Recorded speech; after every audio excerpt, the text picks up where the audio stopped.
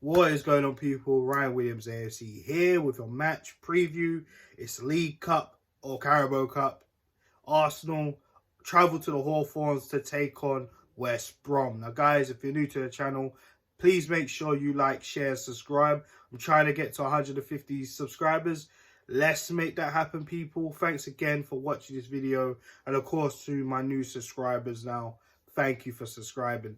So, let's just get into it because, you know, there's a lot of news. You know, Willian on the way out, Kolasinac on the way out. You know, that's pretty much it. Torreira going out on loan to Fiorentina.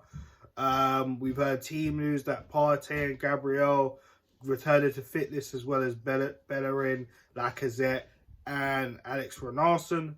So, seems to be all right. And we also got news that Martin Odegaard has got the all clear, so he is available for selection going forward. Now, we know that Partey and Gabriel more than likely are going to have to feature after the international break. Of course, we got Manchester City on the weekend, and we're not looking forward to that as well.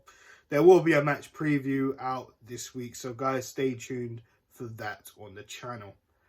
So, let's get into it. Now, West Brom, as we know, are currently in the Championship and have actually started off with a pretty good start, to be fair.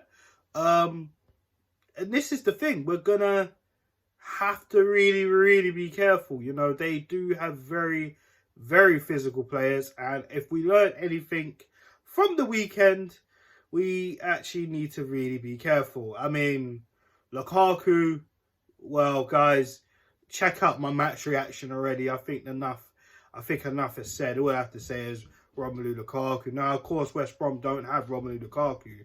However, their team is very physical. And, you know, this is going to be at the Hawthorns. The fans are going to be up for it. Of course, the world was watching Arsenal against Chelsea this weekend. And, of course, they did see us opening day of the season against Brentford. And we were out-muscled in both games. And it's not good enough. The Arsenal fans, including myself, of course, are not happy right now. And this game, it's going to be tough, guys. It's really going to be tough. There's so much pressure on Mikel Arteta. And there's also reports coming out. He needs to win his next 5 games or he's out. You know, and I don't even think this game's included. I think it's more to do with the league. But we'll talk about that during the Man City preview, so we're not going to ramble into that much. But we need to see something different here. You know, it's going to be tough against West Brom, but we need to see something different here. Now, I'm going to go with this team selection. You guys let me know your thoughts in the comment section below. And yeah, we're going to start off in goal. We're going to start off with Aaron Ramsdale. I'm going to give him a shot. I'm going to give him a goal. Of course, we just paid £24 million, rising to 30, and I feel it's best we give him a go. Of course, risking Leno for this game, I mean, don't get me wrong, this game is important. I know a lot of people like to ride off the League Cup, but let's face it, guys, we are out of Europe, and FA Cup and the League Cup is the only thing we can really challenge for. I mean, we're nowhere near reaching top 4 to even think about title challenge, as we all know. So why not? So Ramsdale is going to be in goal. The formation. Now, this is the thing. I said back 4 against Chelsea, I was too stupid to even think about that. I don't know why we didn't match them now thinking about it. But what do we do against West Brom? Do we go with a 3 at the back? Or do we continue with a 4? Let me know below. Let me know your thoughts below. I'd love to know your thoughts on the formation. Probably going to keep it 4, to be honest, against West Brom. The right back, I'm going to go with something a little bit different. Now, we know Bellerin's back, but to be honest with you, Bellerin has expressed his desire to leave the club, so I won't be playing him. Cedric was non-existent against Chelsea, and I don't think rewarding him against West Brom Albion in the League Cup is any justice. So I'm going to give a shot to Ainsley Maitland-Niles. He's expressed a desire to stay at the club. He's also said that he actually will consider playing right back now, which is what we've actually been wanting Ainsley to do, you know, even though we still need a quality right back. So, Ainsley, this is your chance. For me, he has to go in. Simple as that. On the left side, I'm going to start Tavares. Of course, Kieran Tierney did come off with cramp as well in the Chelsea game, so there's nothing really to worry about. So I'm going to rest him up, and hopefully he's all set, ready to go against Manchester City, because that's going to be a very, very tough game. So I'm going to give Nuno Tavares the start.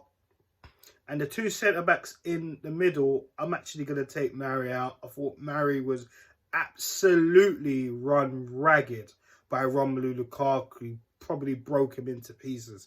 It's ridiculous. So I'm going to go with Callum Chambers, putting him in his rightful position as centre-back, and Rob Holding.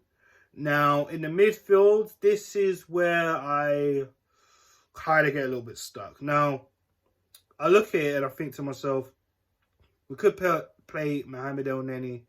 To be honest with you, I'd rather not play Mohamed Elneny. Too many backwards and sideways passes. Too passive. I don't think he really offers us much anymore.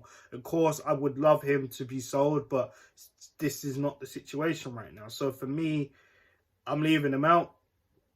I mean, we're quite limited here. You know, there's Lokonga, there's Xhaka. I mean, do we bring in Aziz as well? I know Aziz needs minutes.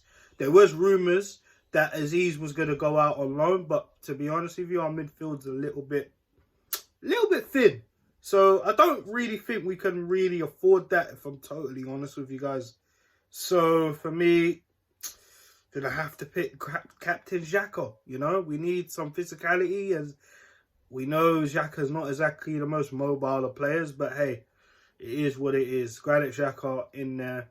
And of course, it was announced this morning that Xhaka has signed the contract. So we are stuck with Granit Xhaka for another 4 seasons. Guys, let me know your thoughts in the comment section on that.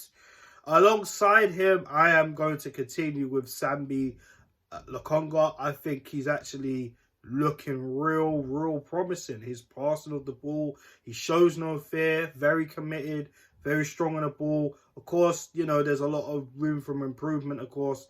And I think he needs these tough games to really, you know, get you know, not connected, but get used to English football. Do you know what I'm saying? I mean, just a couple games with Brentford and Chelsea, that's all cool. But, you know, these tough games, oh, well, they were tough games, don't get it twisted. But, you know, West Brom are going to be up for it. Do you know what I'm saying? So he needs to adjust. So I'm going to keep Lokonga there. In the number 10 position, I'm actually going to give Martin Odegaard his start. His first proper debut as a permanent player. Of course, we did see him last season, of course. But I'm going to give him the start. We need some creativity, guys. I mean, we've been struggling for the last few games.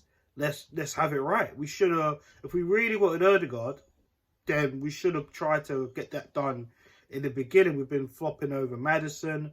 We've been flopping over Buendia. And we got Odegaard in. So, listen, it's got to happen. It's got to happen. So that's the 4-2. That's that done. Of course, I already selected the number 10 now. The 2 wide men. This is also going to be very difficult, because when I think about it, you know, Martinelli did have cramp. He should be fine as well. Bukayo Saka didn't really look all that great against Chelsea. And then there's Nicolas Pepe again.